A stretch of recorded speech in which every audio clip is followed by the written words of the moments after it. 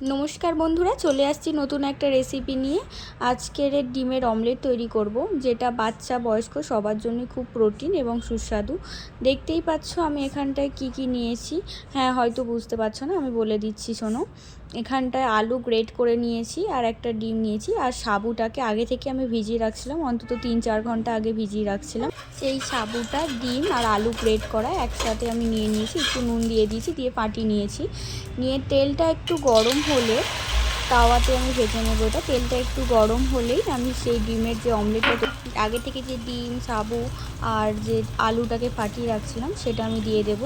দিয়ে একটু পাতলা করে নেব। এটা ঢাকা দিয়ে অনেকক্ষণ ধরে একটা ভাজা করে নেব, কারণ এটা ঢাকা দিয়ে না ভাজলে দেখতে হবে ভিতরে যে আলুগুলো আছে আর এই যে সাবুগুলো সেগুলো যেন একদমই সিদ্ধ হয়ে যায়, কারণ এরকমভাবে কাঁচা অবস্থায় থেকে গেলে প্রবলেম হতে পারে। তাই এটা অনেকক্ষণ ধরে আমি ঢাকাতে ভেজে নিয়েছি।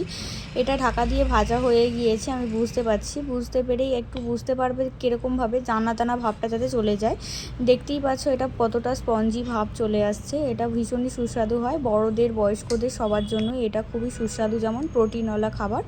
আজকের রেসিপিটা এই পর্যন্তই। কেমন লাগলো অবশ্যই কমেন্টে জানিও, ভালো লাগলে লাইক কমেন্ট শেয়ার করে দিও।